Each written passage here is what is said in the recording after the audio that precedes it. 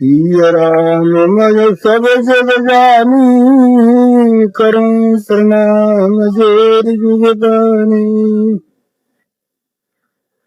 समस्त चराचर विश्व के रूप में अभिव्यक्त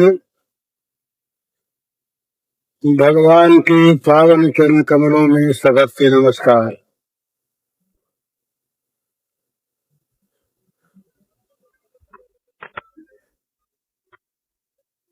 मानव में और पशु इत्यादि में इंद्रियों का कोई भेद नहीं है, न इंद्रिय भोगों का भेद है। पशु भी आंख से देखता है, कान से सुनता है, नाक से सूंघता है, जीभ से चखता है, त्वक से स्पर्श करता है, मन से सोचता है, भूख लगने पर अपना खाद्य खाता है, उससे भी वही तृप्ति होती है जो हमको होती है। तो इंद्रियों में और इंद्रिय के भोगों में और इंद्रिय के भोगों से प्राप्त होने वाले सुख में पशुओं में और हम में कोई भेद नहीं। हम सभी मानव मात्र बड़े से बड़े और पशु छोटे से छोटे, इस विषय में सब एक से। दध्यंग ऋषि ने इंद्र से कहा, दधीची ने इंद्र से कहा कि बताओ तुम में और कुत्ते में क्या भेद। तो ऋषि थे, स्पष्ट वक्ता थे, किसी से कुछ लेना देना था नहीं। भोजों के संबंध की बात जब आई तब कहा कि तुम में और कुत्ते में क्या भेद। तुमको अपने इंद्रलोक में देवासन पर जो सुख मिलता है, कुत्ता अपने घोड़े पर बैठता है, उसी आनंद है।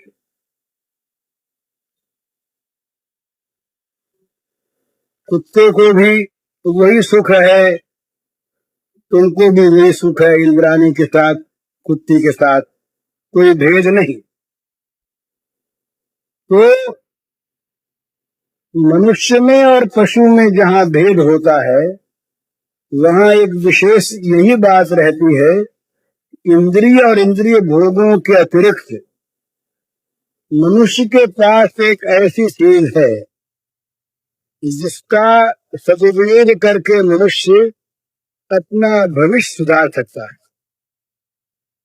पशु को भविष्य का पता नहीं है और पशु के पास भविष्य का सुधार करने की, अपने अनुकूल सुखमय भविष्य बनाने की कुशलता पशु में नहीं है। पशु केवल भूतकाल को याद रखता है, भय विरोध को इत्यादि को, जान पहचान को, परिचय को, और वर्तमान में पशु के सामने जो है उससे पशु अपना व्यवहार करता है।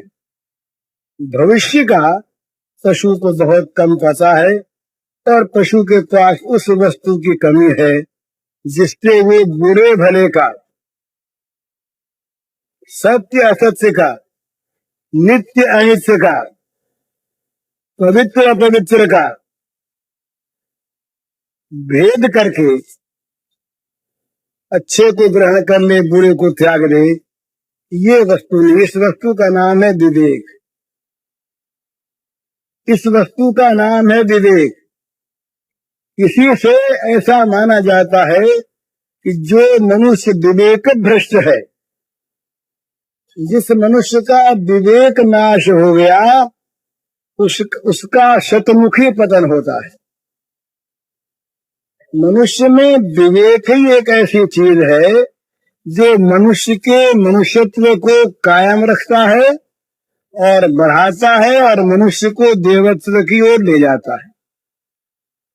मनुष्य में मनुष्यता को अक्षुण्ण रखने वाली वस्तु और मनुष्यता से देवत्व की ओर ले जाने वाली वस्तु विवेक है। ये विवेक जिस मनुष्य में नहीं, उस मनुष्य में और पशु में कोई अंतर नहीं। विवेक क्या सिखाता है, ये बहुत समझने का विषय। विवेक क्या सिखाता है? विवेक अच्छे बुरे का, नित्य अनित्य का, सत्य असत्य का, जड़ चेतन का, शुभ अशुभ का भेद करके, विश्लेषण करके बता देता है ये बुरा है, ये अच्छा है। और फिर कहता है अच्छे को ग्रहण करो, बुरे को छोड़ो।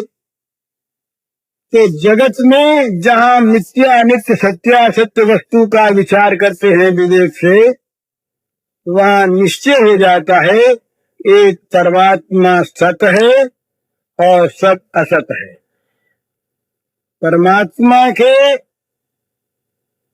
स्वरूप का परिचय प्राप्त करना ये मनुष्य का धर्म है, और परमात्मा के स्वरूप से अपरिचित रहना ये मनुष्य का धर्म नहीं। परमात्मा को प्राप्त करने की साधना में संलग्न रहना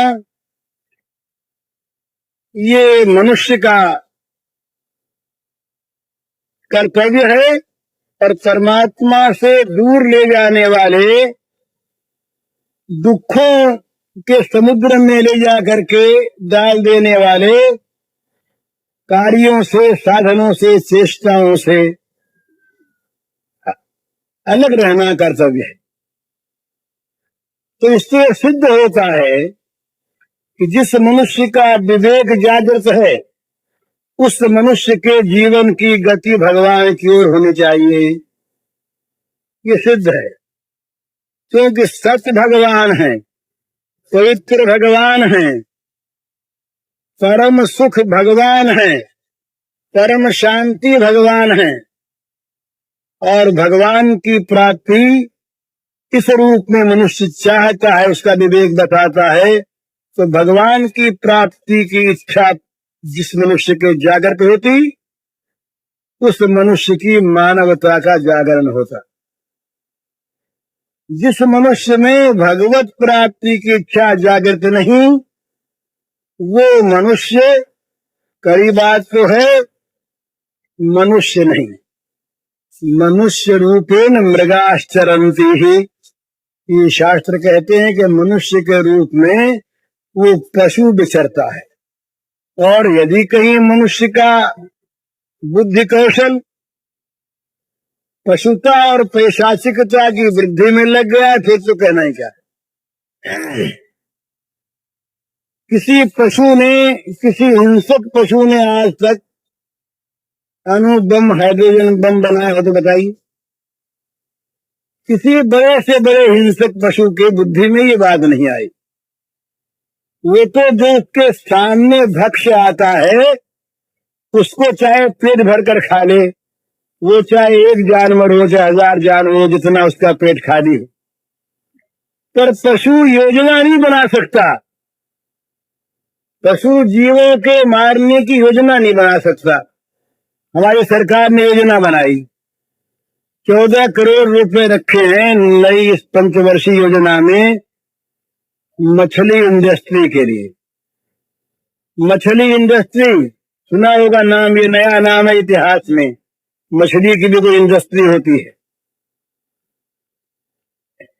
ये राजकीय पैमाने पर कानूनन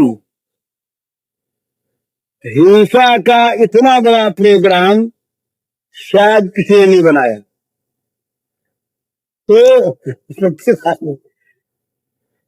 तो दृष्टिकोण का अंतर। अब उसका अर्थ क्या है? मछलियां अधिक से अधिक पैदा की जाएं। पैदा क्यों की जाए? तालाबों को, नदियों को भर देने के लिए, जिसमें नहा न सके आदमी? ना, मछली इंडस्ट्री का अर्थ है मछली खाने वाले लोग अधिक से अधिक पैदा किए जाएं, तब मछली इंडस्ट्री सक्सेस होगी। केवल मछलियां पैदा करनी और उनको खाने वाले न हुए तो मछली इंडस्ट्री फेल हो गई। तो ये किसी भी पशु ने, किसी भी हिंसक जानवर ने ये योजना बनाई हो तो बताइए।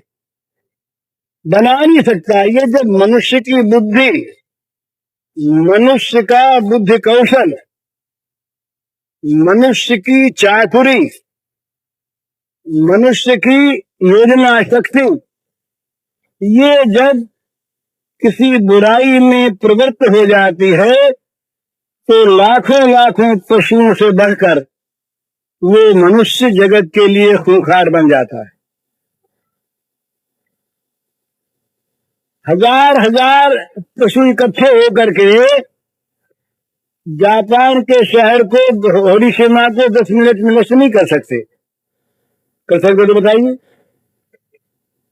तो एक दम में मनुष्य की बुद्धि कौशल के एक परिणाम ने, एक फल ने लाखों आदमियों के नगरों को क्षण में नष्ट कर दिया, जलाकर खाक कर दिया। ये मनुष्य की बुद्धि का परिणाम। तो मनुष्य की बुद्धि बड़ी अच्छी थी जब वो मानवता की वृद्धि में लगे,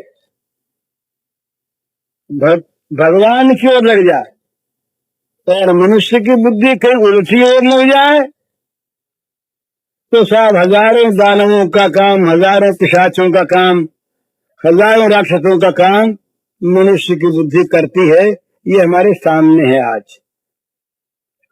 तो ये भी जब विवेक खोकर विनाश में लगती है, बुरे में लगती है, असत्य में लगती है, तो मानव की मानवता को खो देती। मानव की मानवता की सिद्धि उसी में है जब उसका जीवन भगवान की ओर लगता है। यही तनु कर फल विषय न भाई, स्वर्ग स्वरूप ही दुखदाई। नरतन पाई विषय मन देही, पलटी सुधाते सठ विषले। ताई कबहू भल कही न कोई, गुंजा गही परस मनि खोई। कहते हैं कि शरीर का, मानव शरीर का फल विषय नहीं, ये तो तमाम पशु शरीरों में प्राप्त है ही, प्राप्त है। मानव शरीर की तो विशेषता इसी में है कि इस विषयासक्ति से ऊपर उठकर भगवान की ओर अपने मन को लगाए। जो मनुष्य शरीर पाकर विषयों में मन लगाता है, उसके लिए का पलट सुधा के सठ विषय ही। ऐसे लोग अमृत को दे करके बदले में जहर लेते, जहर लेते। उन्हें कभी कोई बुद्धिमान नहीं कहता। जो स्पर्श मनी पारस दे करके बदले में वो घूठी चिरमी वो ले ले, उसे कोई बुद्धिमान नहीं कहता। इसलिए मनुष्य जीवन पाकर जो विषयों को ले लेता है भगवान के बदले में, वो इतने बड़े घाटे में रहता है कि जिसकी कोई सीमा नहीं। कहा भाई उसको माँ ने पैदा क्यों किया? सुमित्रा मैया के पास लक्ष्मण जी गए। लक्ष्मण जी गए, भगवान राम ने पहले कहा तुम लक्ष्मण रहो घर में। लक्ष्मण जी ने जो बात कही राम उससे, तो एक तो भाभी से लक्ष्मण ने कहा मैं धर्म वर्म नहीं जानता, मैंने तो लक्ष्मण से आपको जाना है। राम मान गए। तो राम ने कहा अच्छा माँ से पूछे आओ। लक्ष्मण का दिल दहला, माँ है ना, तो माँ कह देगी मत जाओ, राम के साथ वन में मत जाओ, तो राम ले जाएंगे नहीं। मैं तो चला जाऊंगा माँ की बात न मान करके, पर राम ले जाएंगे नहीं। तो राम ना कह देंगे मैं जाऊंगा नहीं, जा सकूंगा नहीं। बड़ा मन में डर, जल्दी से गए तो सकुचाते हुए माँ से कहा। माँ का तो हृदय खिल गया। माँ ने कहा, लक्ष्मण तुम्हारा भाग्य खुल गया, तुम्हारे भाग्य राम बन जाए, तुम्हारे भाग्य से राम बन जाते हैं, बड़ा सुंदर, तुम राम के साथ जाओ, जहां राम वहीं अयोध्या है। राम को पिता दशरथ मानो, सीता को माता मानो और अपना जीवन अर्पण कर दो उनकी सेवा में। वहां एक बड़ी सुंदर चौपाई है, कहते हैं, पुत्रवती युवती जग सोई, रघुबर भगत जासु सुत होई, न तरु बाज भली बाध बियानी, राम विमुख सुत हित जानी। कहा भाई, संसार में पुत्रवती युवती, युवती मानवीय स्त्री को कहते हैं भला, गधी को, घोड़ी को, गाय को, जवान गाय को तो युवती नहीं कहते, और पुत्रवती भी नहीं कहते। पुत्रवती युवती जग सोई, रघुबर भगत जासु सुत होई। संसार में वही स्त्री, वही पुत्रवती युवती है जिसका पुत्र भगवान का भक्त हो। नथरु बाज भली बाध बियानी, जो बियानी शब्द है ये बड़े मर्म का है। गाय ब्याई, कुतिया ब्याई, गधी ब्याई, घोड़ी ब्याई कहते हैं ना, जो संतान होती है उसके। पर किसी मनुष्य स्त्री के संतान होता है तो कोई कहता है कि मानवी ब्याई, ये कहता ना, पुत्र हुआ पुत्री हुई ऐसा कहेंगे, ब्याई नहीं कहेंगे। जहाँ ब्याई कहते हैं वहाँ पशुता की सूचना मिलती है। तो नतर बाज भले बाज बियानी, अच्छा होता बाज रहती वो ब्याई क्यों, अर्थात उसने पशु पैदा क्यों किया। ब्याई का अर्थ ही है पशु मादा ब्याती है, तो पशु मादा ब्याई तो पशु पैदा किया। तो नतर बाज भली बाज बियानी, राम विमुख सुत हित जानी, जो राम विमुख पुत्र से अपना हित मानती है वो तो पशु मादा की तरह व्यर्थ ही ब्याई संतान पैदा किया। तो संतान, माता का संतान वास्तविक कौन, मानव संतान, जिसमें मानवता हो। और मानवता का चाहे किस बात को स्वीकार न करे, आज मानवता का एक ही लक्षण है कि मानव के जीवन की गति भगवान की ओर, चाहे भगवान का नाम कुछ भी है, इसमें हमें आपत्ति नहीं। मानव का जीवन भगवान की ओर मुड़ा रहे, उसके जीवन का लक्ष्य भगवान हो, भोग न हो, तब मानव की मानवता। नहीं तो मानवता में और पशुता में, इंद्रियों में और इंद्रियों के भोगों में तो कोई भेद है ही नहीं। मानव की मानवता की सिद्धि होती है भगवान की ओर लगने में। जब भगवान की ओर लगेगा तब क्या होगा, और भोगों की ओर लगेगा तब क्या होगा, ये आज के जगत में देख लीजिए। आज या और कभी, जब कभी जगत में मानव समाज का लक्ष्य भोग हुआ है, जब कभी हुआ है, तभी जगत में अनाचार, अत्याचार, भ्रष्टाचार ये फैले हैं, और ये फैले बिना रह नहीं सकते। कि भगवान से अर्जुन ने पूछा, महाराज जानते हैं पाप है, अथ केन प्रयुक्तो पापम चरति पुरुष अनिच्छन निवारस्नेय बड़ा आदिव नियोजित। महाराज भगवान मन नहीं करता, इच्छा नहीं करती कि हम पाप करें, अनिच्छन न भी, इच्छा न होने पर भी पापम चरति पुरुष, मनुष्य पाप का आचरण करता है। कैसे करता है, बड़ा आदिव नियोजित है, मानो कोई बलात्कार से लगा रहा हो, जबरदस्ती कोई पाप करवा रहा हो, इस प्रकार से मनुष्य इच्छा न होने पर भी पाप का आचरण करता है। तो महाराज बताइए क्यों न प्रवृत्तोयं पापम, ये कौन लगाने वाला है?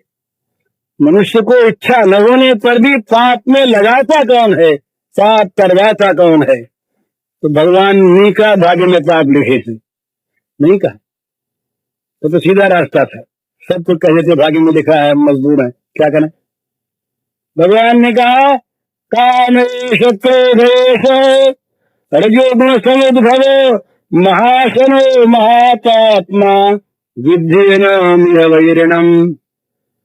तुम्हारे अंदर बैरी बैठा है, तुमने बैरी को अपने मन में बसा रखा है, और इतना प्रबल बैरी है कि सारे पापों की जड़, और वो खाते खाते उसका कभी पेट भरता ही नहीं। महाशन बोले महाराज वो कौन है? कहा वो विषय कामना है। विषय काम, संसार के भोगों की कामना, ये जिसके हृदय में बैठी हुई है वो पाप से बच नहीं सकता, बच नहीं सकता। वही पाप, वही काम, ये बहुत समझने का विषय है। बोला आज ही बात हुई, एक ने कहा कि हमें गुस्सा बहुत आता है। क्यों आता, कारण बताइए। हमने कहा कि भाई तुम्हारी कामना पर चोट लगती होगी। ये भगवान ने कहा गुस्सा क्यों आता है? जब हमारी कामना प्रतिहत होती, हमारी चाही हुई चीज नहीं मिलती, हमारा मन चाहा नहीं होता, हमारे अनुकूल कार्य नहीं होता, कामना ही क्रोध बनता है चोट खाकर, और कामना ही लोभ बनता है सफल होकर। ये नियम है, ये बिल्कुल भगवान ने एक स्तर बांध के बताया। ध्यायते विषयान् पुंसः संगस्तेषु विजायते संगात् संजायते कामः कामात् क्रोधो विजायते क्रोधात् भवति सम्मोहः सम्मोहात् स्मृतिविभ्रम बुद्धिभ्रंशात् बुद्धिनाशो बुद्धिनाशात् प्रणश्यति। 8 बात बताई। मनुष्य विषयों का चिंतन करता है, चिंतन किए हुए विषयों में मन फंसता है, आसक्ति होती है, आसक्ति से कामना पैदा होती है, चीज मिले, मिल जाने पर लोभ होता है, थोड़ी मिली और मिलनी चाहिए, और न मिलने पर गुस्सा आता है।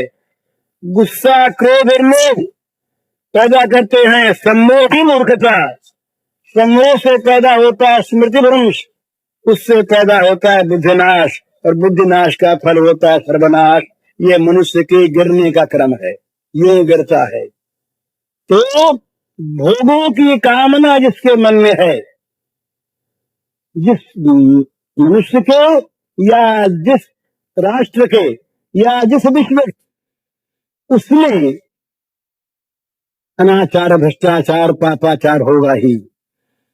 और भगवान की कामना जिसके मन में है, जिस राष्ट्र के जिस व्यक्ति के, तो वहां पापाचार अनाचार का विनाश होगा ही। इस सिद्धांत मान लेना चाहिए। इसलिए मानव यदि मानव होना चाहे तो भगवान की ओर मुड़े, मानव यदि करना चाहे तो भगवान की ओर मुड़े। शांति कामना वालों को नहीं मिलती। विहाय कामान ये सर्वान तुमा सच निष्पृह निर्ममो निरहंकार सशांति मधिगच्छति। तो शांति मापनोति न काम कामी, काम कामी को भोग कामी को शांति नहीं मिल सकती। शांति बाहर से नहीं आती, अंदर है। तो इसलिए मनुष्य की मनुष्यता की सिद्धि है भगवान की ओर लगने में। जब तक नहीं लगेगा भोगों में लगे रहेगा, और भोगों की फिर आज की हमारी योजना में कहीं भगवान का और आत्मिक उन्नति का नाम ही नहीं है। कम्युनिटी डेवलपमेंट करते हैं, तो अपने राष्ट्र का हम विकास करेंगे, विकास करेंगे धन से, विकास करेंगे खर्च बढ़ाकर, विकास करेंगे सड़कें बनाकर, विकास करेंगे विकास करेंगे नहरें बनाकर, विकास करेंगे पाठशालाएं खोलकर, विकास करेंगे अस्पताल बनाकर। ये सब ठीक, इसका विरोध नहीं, पर अस्पताल में जाने वाले रोगी ही न बने, रोग पैदा न हो। अदालतें जल्दी से जल्दी कम खर्च में फैसला कर दें, इसके साथ साथ अदालत में जाने वाले न पैदा हों, ऐसी चारित्रिक उन्नति हो कि सबको खाने को अपने आप मिलता रहे। ये जब नहीं देखेंगे, जड़ नहीं देखेंगे, तो होगा क्या? ये उन्नति रहेगी कई दिन? हिरण्यकशिपु के राज में बड़ी उन्नति हुई, इनका विरोध नहीं हो रहा, ये सब होने चाहिए। हमारा जो धर्म है ना, ये महाराज इतना महान है। इस धर्म में 4 पुरुषार्थ माने, अर्थ धर्म काम मोक्ष। अर्थ को भी स्थान है और काम को भी स्थान है, तो अर्थ और काम हो धर्म नियंत्रित और उनका लक्ष्य हो मोक्ष, काम बन गए। ये तो अभ्युदय निषेध सिद्धि धर्म, ये वैशेषिक दर्शन का सूत्र है, जिसके द्वारा एक कुर्सी ले दिया, ये सर्वांगीण उन्नति हो, जिसके द्वारा समाज की सर्वांगीण उन्नति हो, अभ्युदय हो। अभ्युदय का सर्वांगीण उन्नति, और जिसके द्वारा निशेष की प्राप्ति हो, परम कल्याण मिले, उसका नाम धर्म। तो हमारे यहाँ सांसारिक उन्नति का विरोध नहीं, परंतु केवल सांसारिक भोगों की प्राप्ति ही जीवन का उद्देश्य भी नहीं। सांसारिक भोगों की प्राप्ति जहाँ जीवन का एकमात्र उद्देश्य होता है, वहां मनुष्य नहीं रह सकता। वो पशु बनेगा, राक्षस बनेगा, असुर बनेगा, पिशाच बनेगा, कुछ भी बनेगा, वो नहीं रहेगा। तो ये एक सिद्ध बात है, जहां विषय कामना हो वहां पर पाप होंगे ही, और जहां पाप होंगे वहां दुख होगा ही।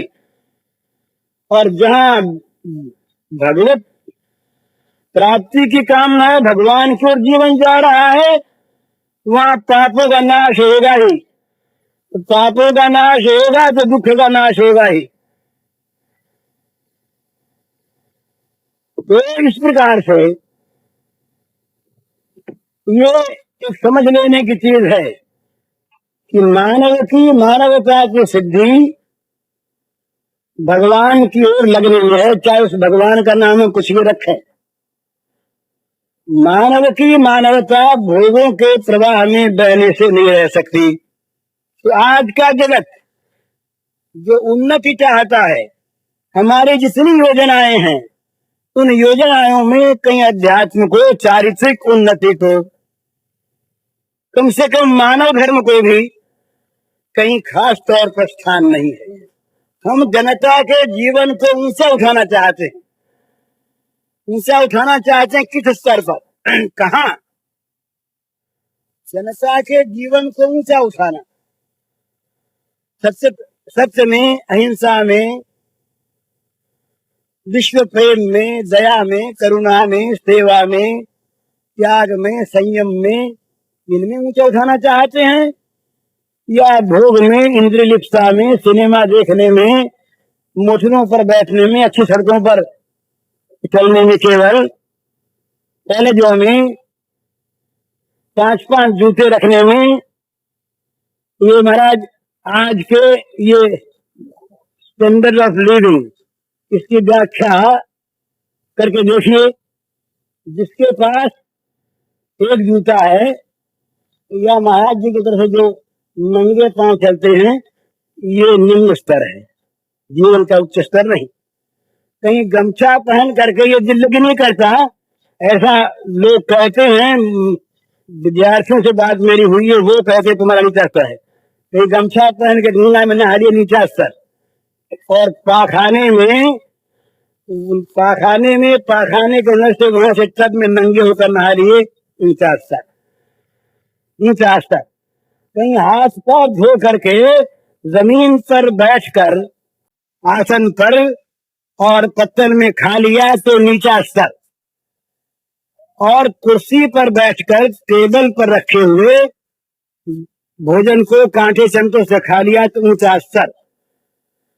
ये आप लोगों को शायद मालूम नहीं होगा, बहुतों कुछ को मालूम होगा जो आजकल से परिचित हैं। हमारे यहाँ एक कलेक्टर साहब का ट्रांसफर हुआ,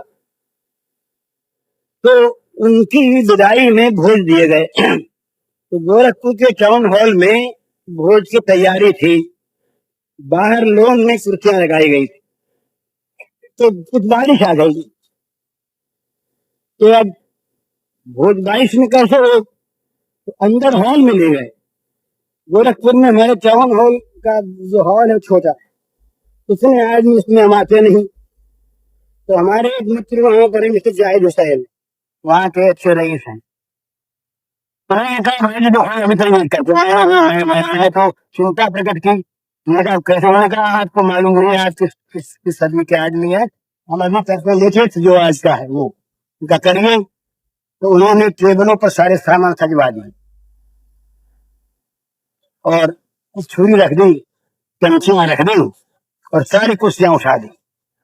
इसका क्या नाम भूल गया मैं, buffet buffet buffet buffet buffet buffet dinner, buffet dinner. तो क्या अब वो सब घूमने लगे, घूम करके उठाने लगे, खाने लगे, जैसे पशु चरते हैं ना, पशु चरते हैं घूम घूम करके वो चरने लगे। और साथ ये ऊंचा स्तर। हमारे एक बहुत सम्मान्य मित्र जो सरकारी ऊंचे पद पर आज हैं, नाम की आवश्यकता नहीं, हमारे पुराने मित्र, वो गोरखपुर में आए, हमने उनको भोजन करने के लिए बुलाया। तो टेबलें तो हमने रखी थी, कुछ टेबल तो रखी थी, लेकिन अपने घर की रसोई बनी थी, दाल भात रोटी तक ये सब बनवाया। हमने दो एक खानसामे बुला रखे थे, शायद जरूरत पड़ जाए, तो हम लोग उनको परसने लगे। तो वो जो सज्जन हमारे निमंत्रण थे वो कुछ नहीं बोले, वो बड़े सहरे सज्जन, बोले ही नहीं। उनके बगल में दो एक और सज्जन उनके साथ ही कई थे, वो बैठे थे। तो हम लोग, वो हमारे आदमी, वो करछी से भात परस रहे थे, दाल परस रहे थे। तो उन लोगों ने कहा कि आप लोगों को भोजन कराना तो आता नहीं है, आज का इसी के साथ जानते नहीं, आज की चीज आप समझते नहीं। हमने कहा क्या, बोले चमचे सबके पास आई, आज थाली छान लेता, भात की थाली, दाल की थाली, ये जरूरत होगी इतना ले लेंगे अपनी चमचे से। फिर आगे बढ़िए, फिर और आगे बढ़िए, फिर और आगे बढ़िए, सीधा कहा मैंने सबकी दूसरी सब खाई हैं। अब ये ऊंचा स्तर। एक दिन के बाद है, मैं आज सत्य कहता हूँ, एक दिन के बाद रेल में हम यात्रा कर रहे थे, ऊंचे क्लास में थे। तो वो चाय देने वाले सब आए, बॉय बॉय, क्या बस का बॉय कहते हैं उसको। तो वो चाय वाय दे गए। तो उसके बाद मैं ऐसे ही सिर्फ हम उतर गया था, मेरी कोई इच्छा नहीं थी, लक्ष्मी नहीं था। मैं वो चाय की वो थाली प्लेट जो वापस ले गया, उसके पीछे पीछे में ऐसे ही चला गया कौतूहल से। जाके देखा वहां पर, तो उन चायों में जितनी चाय बची हुई थी वो ले जाकर उसमें उस केतली में डाल दी। तो मैंने कहा ये क्या, तो उसने कहा क्या वेस्टेज करना है, क्या भगवान खोला है इसको, इतनी चाय बची हुई थी, चाय चाय बन गई। अब चाहे धर्म को छोड़ दें, शुद्धि शुद्धि को छोड़ दें, स्वाद खा लेंगे कि नहीं, सबका दूसरा खा लेना है, एक का दूसरा एक खा ले, इसमें कम से कम स्वास्थ्य से हम कहते हैं भाई ये दवा बिना चाहिए, अनकस दाऊ हैंड है, हाथ छुई नहीं, क्यों नहीं छुई भाई, हाथों में जो ये विषाक्त परमाणु है, ये कहीं इसमें आ न जाए, दूषित न हो जाए, तो हाथ में दूषित होगा तो जीभ में दूषित नहीं होगा, जीभ के थूक दूषित नहीं होगा। पर ये उच्च स्तर के जीवन के ये स्वरूप है आज का, उच्च स्तर के जीवन। हमने महाराज का ब्रह्मचर्य आश्रम देखी और आज की यूनिवर्सिटियों के हॉस्टल्स देखी, छात्रावास, वहां आकाश पाताल का बिल्कुल अंतर है। वहां जहाँ संयम ही संयम है, वहां विलास ही विलास, कितना अंतर है विलासी जीवन में। वहां देखिए जितनी विलास की सामग्रियां हैं, घर वालों से छिपा कर, ला कर, लूट कर, चोरी कर, माता पिता ऋणी होकर लड़के के होटल पर खाते भेजते, तो लगता काहे में है, काहे में लगता है, जरा देखिए। और वो छात्रावास हमारा देखिए, पुराना ब्रह्मचर्य आश्रम का मनुप्रोक्त, तो जीवन का स्तर ऊंचा कौन सा? संयम में, मानवता में, ब्रह्मचर्य में, सेवा में, त्याग में, तप में। अगर जीवन ऊंचा है तो जीवन ऊंचे स्तर का हुआ। इन सबका विनाश करके केवल अधिक से अधिक खर्च करके विलासी जीवन बनाना, ये अगर जीवन का ऊंचा स्तर है, तो फिर हमें और पशु में क्या अंतर है? पशु के पास साधन नहीं है वो भी इंद्रिय परायण। हमारे पास साधन है बुद्धि का और चीजों का। हम इंद्रियों की तृप्ति के लिए नई नई सामग्रियां पैदा कर लेते हैं। तो सच्ची बात यह है, ये मानवता नहीं है, ये मानवता का अपलाप है, ये मानवता के विनाश का प्रयत्न है, जो हम सुखपूर्वक, आनंद पूर्वक और करते। ये एक बहुत बड़ी चीज ऐसी है, एक समझने की चीज है। जब तक मनुष्य बुरे को बुरा समझता है ना, तब तक बुराई छूट सकता है। आज वो आए थे हमारे सुषमा नारायण त्रिपाठी, वो पहले कलेक्टर थे हमारी, अब वो पब्लिक सर्विस में है। उन्होंने एक बात हमसे कही उस बार, उन्होंने कहा भाई जी पाप पहले भी होते, कमजोरियां पहले भी थी, भूल पहले भी होती थी, पर भूल करके भूल करने वाला भी पछताता था, और समाज भी कहता था कि भाई तुमने भूल किया, आइंदे मत करना ऐसा। आज हम अपराध करके गौरव का दोष करते हैं कि हमने बड़ा काम कर लिया, और समाज के लोग हमारी पीठ ठोकते हैं कि तुमने बड़ा अच्छा काम किया, तुम बहादुर हो। ये चीज जब समाज में आ जाती है, उस समाज की भलाई कैसे हो, उसका स्तर ऊंचा कैसे हो? धन का ऊंचा स्तर नहीं तो राक्षसों के पास भी होता, लुटेरों के पास धन बहुत हो जाता है, उससे क्या होता है? ये ऊंचा नहीं।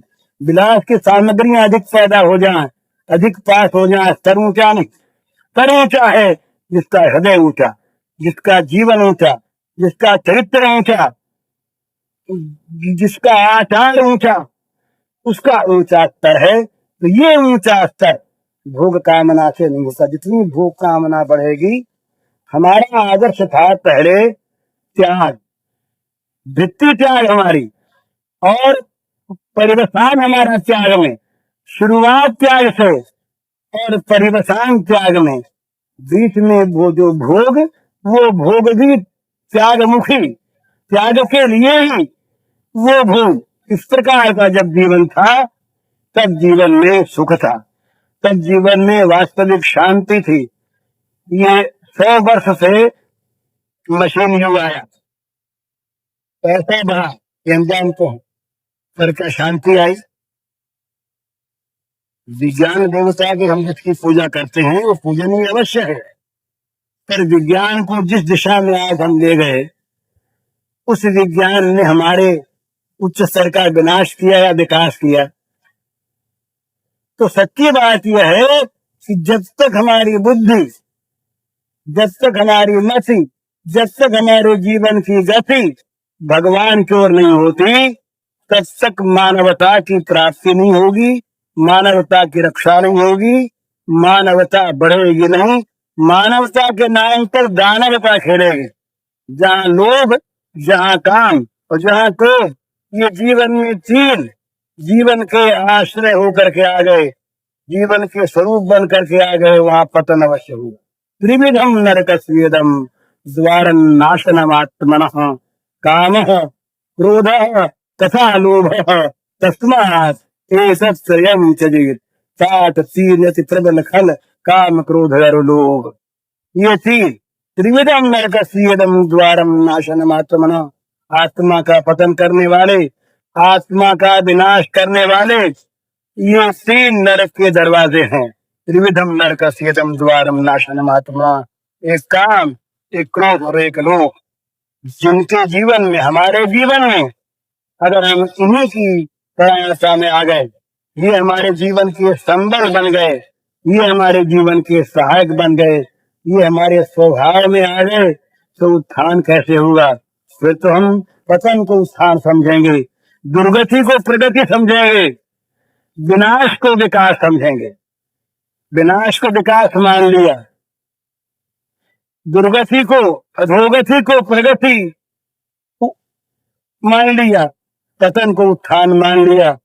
तो मोहन जब बुद्धि होती है, भगवान ने कहा, तब अधर्म धर्म मिथया मन्यते तमसा व्रता सर्वार्थान विपरीताश्च बुद्धि सा पार्थतामसि। बुद्धि तामसी हो जाती है तब क्या होता है? सब चीजें उल्टी दिखती, धर्म अधर्म दिखता है, पुण्य पाप दिखता है, सदाचार सदाचार दिखता है, उन्नति अवनति दिखती है, विकास विनाश दिखता है, और मनुष्य उल्टे मार्ग पर चलकर अपने को गिरा देता है। तो ये सबसे पहली चीज है आज के जगत में आवश्यक। हमारा जीवन किस ओर जा रहा है इसको हम देखें। हम किस ओर जा रहे हैं उन्नति के नाम पर? हमारे जीवन की गति किस ओर है? जरा देखिए, मैं किसी की आलोचना वैसे नहीं करता, सच्ची बात। अमुक काम के लिए लाख रुपया लगा जा रहा है, लगेगा, बड़ा अच्छा वो काम हो जाए। उस लाख रुपए के लगाने वाले में हम 5 आदमी हैं। हम 5 ने ये तय किया कि 50 तो लगाना है, और 50 हम लोगों को न्यूनाधिक रूप में बांट लेना है और बिल पूरे बना देने हैं। अब वो विकास का कार्य हो गया, लाख रुपए पूरे लग गए, बिल बन गया, तो चीज बनी। पर सच बताइए, ये विकास हुआ या विनाश हुआ? हम 5 के पास 50,000 रुपए आए, इनमें हमारा विकास हुआ या विनाश हुआ? और लाख रुपए की चीज पर 50,000 लग के वो नकली चीज बनी, ये विनाश हुआ या विकास हुआ? और ये आज कटु सत्य है, पर सत्य है 100 में से 80 जगह ये हो रहा है। ये मैं जानता हूं, इस बात को सब जानते हैं। तो ये विकास है कि विनाश है? नैतिक, आर्थिक, आध्यात्मिक, चारित्रिक, जहां इस प्रकार होता है वहां क्या होता है?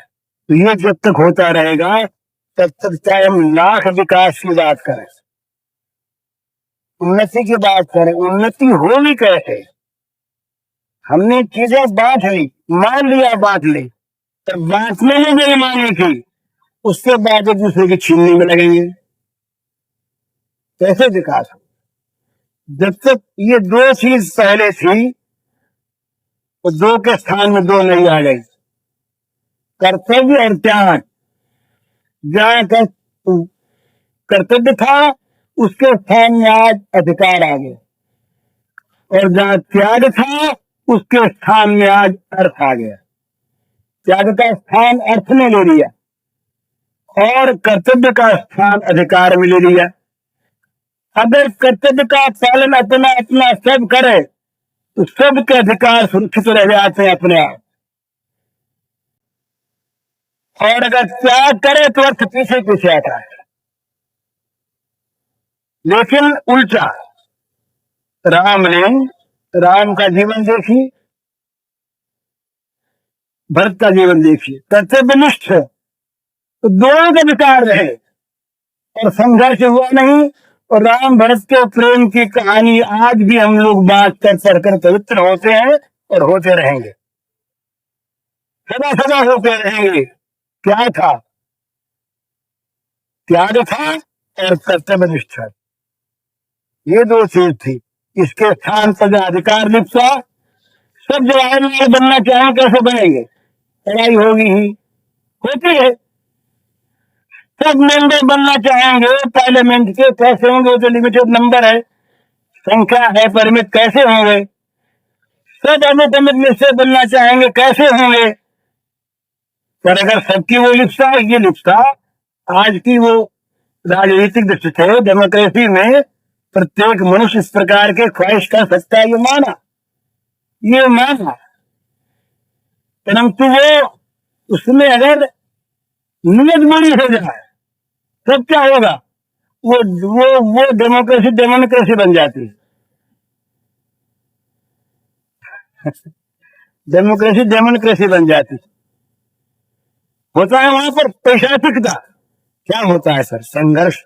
अनुचित संघर्ष। संघर्ष होना बुरा नहीं है। संघर्ष को हम किसी अंश में जीवन का आवश्यक अंग मान सकते हैं। कहीं कहीं उसकी आवश्यकता होती है, पर संघर्ष है हमारा बुरे के साथ। हमने तो पिछले दिनों कहा था जब युद्ध हो रहा था कि भाई देवासुर संग्राम नहीं है, ये असुरासुर संग्राम है। ये सुंदर सुंदर लड़ रहे हैं आपस में। इसका परिणाम तो दोनों का विनाश है। देवासुर में तो जहां धर्म है, जहां नीति है, जहां सत्य है, उसकी जय होगी। तो जहां दो असत्य लड़ रहे हैं आपस में, वहां क्या होगा? दोनों का विनाश होगा। दोनों असत्य हैं, असत्य की सत्ता नहीं। दोनों लड़ेंगे, दोनों मरेंगे। तो ये जगत में जब तक होता रहेगा इस प्रकार से, तब तक व्यक्ति का, समाज का, राष्ट्र का, विश्व का विनाश अवश्य भावी। जो उद्योग पर्व चल रहा है आज, ये तो समाप्त नहीं हुआ तो भीषण पड़ आएगा ही। ये नए नए ये आविष्कार और परीक्षा हो रहे हैं और सब लगे हैं। अभी हमने उस दिन पढ़ा कि फ्रांस में भी और कोई वो बना लिया, वो भी परीक्षण करने जा रहा है। टर्की ने बना, वो परीक्षण करने जा रहा है। अब देखिए ना, ये जो जहां हो लगेगी कि किस तरह से अधिक मनुष्यों का कम से कम समय में विनाश करने का हम कोई न कोई साधन निकाल लें, इस उद्योग पर्व का परिणाम क्या होगा? उद्योग पर्व के बाद महाभारत में क्या हुआ? क्या है उसके बाद? भीषण पर्व आया, महाविनाश आ गया। तो वो थी, तो जब तक हमारे मन में ये महाविनाश है, जब तक हम एक दूसरे की अवनति कर अपनी उन्नति चाहते हैं, दूसरे के सत्य को छीन कर सत्वाधिकारी बनना चाहते हैं, दूसरे के घर को जलाकर उसके भस्मावशेष पर अपना महल खड़ा करना चाहते हैं, वहां के हमारा महल खड़ा रहेगा? वहां का हमारी विजय होगी? वहां का हमें सफलता प्राप्त होगी? कभी नहीं हो सकती। जैसा हम चाहते हैं उसे दूसरा भी चाहते। हम चाहते हैं उसका विनाश करके हम सुखी हो जाएं, वो चाहते हैं इसका विनाश करके हम सुखी हो जाएं। परिणाम क्या होगा? दोनों का विनाश होगा, दोनों का विनाश। पर ये दोनों चाहें कि हम त्याग करें और इसकी उन्नति हो जाए, वो कहे हम क्या करें इसकी उन्नति हो जाए, दोनों की उन्नति होगी। दोनों में त्याग होगा तो सुख जो है ना, इस त्याग में है। अधिकार में नहीं, छीना झपटी में नहीं। और अधिकार जो है ये कर्तव्य में है। अपने आप कर्तव्य का पालन करिए, अधिकार अपने आप इसका जो है अपने आप आ जाएगा। हमारा कर्तव्य किसी को छीने नहीं, इसका अधिकार रखें, अपने आप रहेगा, स्वाभाविक बात। इसलिए मानवता की सिद्धि के लिए ये परम आवश्यक है कि मनुष्य की भोग वृत्तियां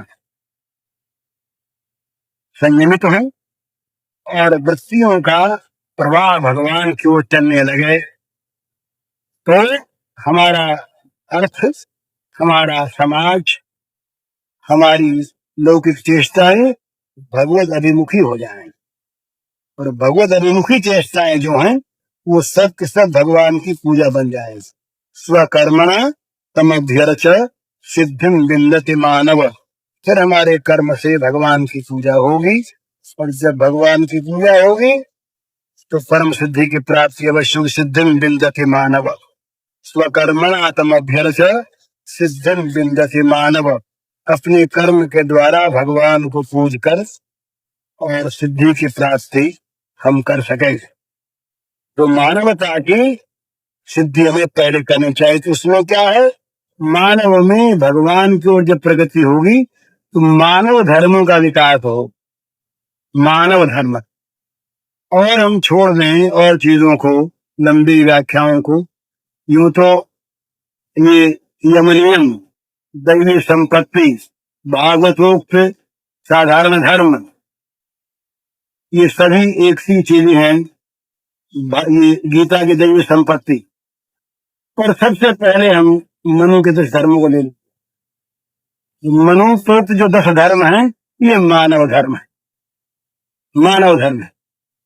इनका विकास यदि न हो मानव में, तो मानव की मानवता सिद्ध नहीं होती, और मानवता सिद्ध नहीं होती तब तक वो मानवोचित जीवन नहीं पा सकता, और मानवोचित जीवन नहीं होगा तो पिशाच, पशु, दानव, कुछ भी बना हुआ वो समाज में उपद्रव करता रहेगा। मानव प्राणी शांत होकर के, सुसंयत जीवन होकर के समाज की सेवा में लगे तो समाज को ऊंचे से ऊंचा ले जा सकता है। और मानव प्राणी पशु पिशाच होकर यदि समाज में उपद्रव करने लगे तो समाज सारा अस्त व्यस्त होगा, विध्वस्त होगा, समाज में अशांति फैलेगी, समाज में संघर्ष, अनुचित संघर्ष होगा, अन्यायपूर्ण संघर्ष होगा, और उसका परिणाम विनाश होगा। तो यहाँ का विनाश नहीं है, सच्चा विनाश है आध्यात्मिक विनाश। यहाँ का विनाश भी हो जाए और हम भगवान को प्राप्त कर लें तो ये विनाश भी हमारे लिए वांछनीय हो सकता है, ये विनाश भी आदरणीय हो सकता है।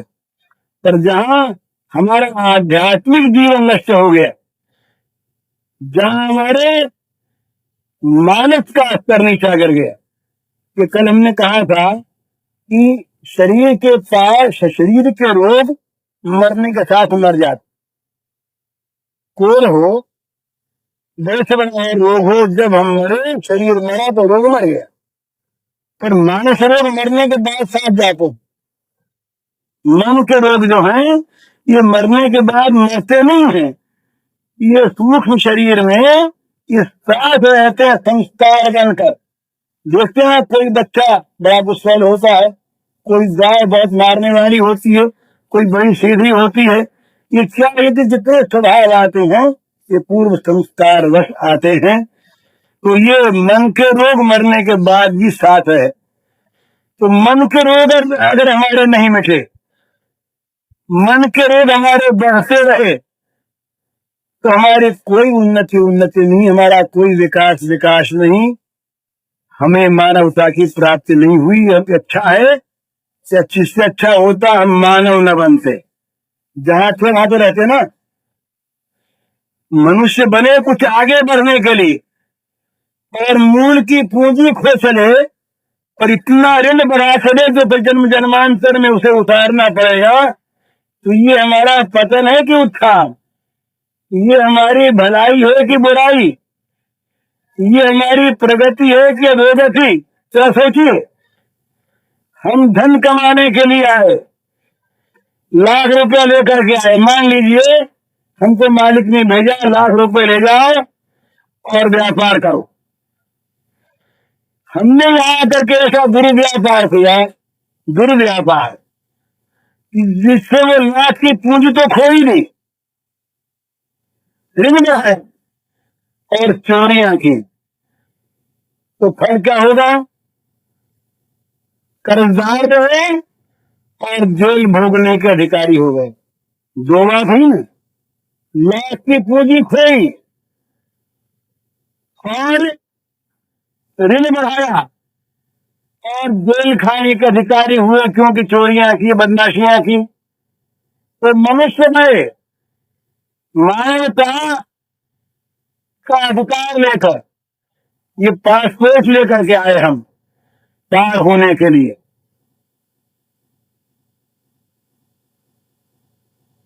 और ये जो इस मानवता के अधिकार को भी खोई दिया,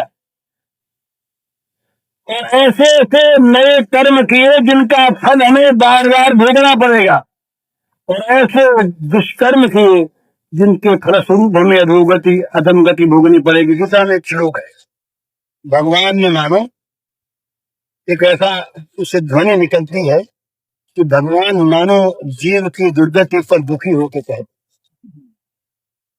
हासल्योनिमापन्ना मूढ़ा जन्म जन्म मां अपराधी कौनते है, ततो यान सतमां गतिम। कौनते है? मां अपराधी। आया था, मैंने इसको भेजा था मेरी प्राप्ति, तो मां अपराध, मेरी तो प्राप्ति हुई नहीं, वो तो गया, वो जो लाभ चाहिए तो गया। पर ऐसे कर्म किए होगा क्या? आखिरी योनि मासन्ना मूढ़ा जन्मनि जन्मनि, इन मूढ़ों ने ऐसे कर्म किए यहाँ करके कि उसका फल होगा बार बार आसुरी योनियों की प्राप्ति। आया था देवत्व से भी ऊंचे उठकर परमात्मा सत्ता में पहुंच जाने के लिए, परमात्मा की प्राप्ति के लिए आया था। परमात्मा की प्राप्ति हुई नहीं, देवता बनना दूर रहा, मानवता नहीं मिलेगी, आसुरी योनि बार बार मिलेगी। और उसके बाद भी तपः अधमाम गतिम यान्ति, इसके बाद नरकों में जाना पड़ेगा, अधम गतियों की प्राप्ति होगी। ये मानव जीवन की कितनी बड़ी विफलता है। अच्छा था मानव न बनता, जहां था वहीं तो रहता। जितने भी पशु पक्षी हैं ये मानवता से बढ़ रहे हैं, कर्मों का क्षय करके, भोग करके। और ये मानव यदि मानवता में आकर पशुता की ओर चला, पैशाचिकता की ओर अगर ये अग्रसर हुआ, तो ये उन्नति हुई या अवनति हुई? ये मानव जीवन का साफल्य है या बड़ी भारी विफलता, दुखदायी है? सोचिए। तो ये संसार में हम लोग आज किस ओर जा रहे हैं, ये हमें देखना है। ये जो अंधे हो करके भोगों की ओर हमारी प्रवृत्ति है, और केवल भोगों की प्रवृत्ति हमको इस प्रकार से वो अंधेरे में ले जा रही है कि हम उसमें प्रकाश तो पाते नहीं हैं। जहां तहां भटक भटक कर, हाथ डाल डाल करके, कहीं नरम समझ के बिच्छू को सांप पकड़ लेते हैं, कहीं मीठा समझ के विष पी जाते हैं। विष, भगवान ने कहा भाई विषय इंद्रिय संयोगा यद्दग्रे मृतोपमम परिणामे विषमेव सथुमल संस्मृतम। जिस राजसुख है क्या है? जब संयोग होता है विषय साथ इंद्रिय का, उससे मालूम होता है परिणाम मृत है, मीठा मालूम होता है, तब परिणाम जहर का सा होता, मार देता है। तो ये हमारी दशा, हमारा जीवन विषयाभिमुख, भगवान को भूल गए। हमारे जीवन में आज केवल आज एक लड़का आया हमारे पास, हमारे घर के लड़का है कलकत्ते से। उसने बताया कि भाई जी हमारा जीवन जो है वो तो केवल पैसे को देखता है। सवेरे उठते हो उस समय से लेकर के रात को सोने तक पैसे के सिवा कुछ देखना नहीं, कुछ चिंतन करना नहीं, कुछ सोचना नहीं। मित्रों से भी उनसे नहीं मिलना चाहते, जहाँ मित्र तो थे पहले, पर जहाँ पैसे का संपर्क नहीं, मित्रता से भी कोई मत। वो लड़का बैठा हुआ ही अभी, उसने बताया, नौजवान लड़का। तो ये बात क्या है? जीवन इस प्रकार का हमारा बन गया कि हमारे जीवन में आज चारों तरफ केवल भोग हैं, केवल भोग को हम देखते हैं, भोग को सुनते हैं, भोग का स्पर्श करते हैं, भोग को सूंघते हैं, भोग को चखते हैं, हमारा भोग को सोचते हैं। बुद्धि हमारी भोग में लगी, मन हमारा भोग में लगा, इंद्रियां हमारी भोग में लगी। होगा क्या इसका परिणाम? क्या जरा सोचे। मालूम नहीं होता। जब आदमी अंधा होकर चलता है ना, तब उसे पता नहीं लगता कि किस गड्ढे की ओर जा रहा है, ग्रहणी दिखता उसे। वो तो देखता है प्रमत्त होकर के, उन्मत्त हो गया, बुद्धि मारी हुई, पीतवा मोहमयी प्रमाद मजरा उन्मत्त भूतम जगत, उन्मत्त भूतम जगत, सारा जगत उन्मत्त हो करके, मोह की ये मजरा पी करके पागल हो गया। बस कौन कहे, समझाए कौन? जो समझाने वाला मूर्ख, समझाने वाला बेवकूफ, कौन कहे, कौन समझाए? कुएं भांग पड़ी। पर ये दशा सत्य सत्य रहेगा, असत्य असत्य रहेगा। वोटों के बल से ईश्वर को आप कर दीजिए, उनकी ईश्वर नहीं है। पर उससे क्या, कोई हजार मूर्ख बैठ करके प्रस्ताव पास कर लें कि हम सूरज को नहीं मानते, न मानो, पर तुम्हारे न माने सूरज उगना बंद हो जाएगा क्या? हम सत्य नहीं मानते, तुम्हारे न मानने से क्या सत्य नष्ट हो जाएगा? तुम सत्य को न मानते, सत्य से वंचित रह जाओगे, तभी सत्य तुम्हारे पास आवेगा, तुम्हें सोच करके सत्य बोलेगा, क्योंकि सत्य है सत्य। लेकिन सत्य मिट नहीं सकता। इसी प्रकार से संसार में भगवान मिट नहीं सकते, सत्य मिट नहीं सकता, धर्म मिट नहीं सकता। हम नहीं माने, हमारी हानि होगी, हमारा नुकसान होगा। इसलिए जो लोग समझना चाहते हैं, जो लोग अपनी वास्तविक उन्नति चाहते हैं, सुख चाहते हैं, शांति चाहते हैं, देश का भी उत्थान चाहते हैं, आज देश के उत्थान में ये कहने की बड़ी आवश्यकता है कि आर्थिक उन्नति के साथ साथ, भौतिक उन्नति के साथ साथ, हमारी पंचवर्षीय स्कीमों के साथ साथ एक ये बात भी रखो कि हमारी चारित्रिक उन्नति हो, हमारे मानवता का स्तर होता है।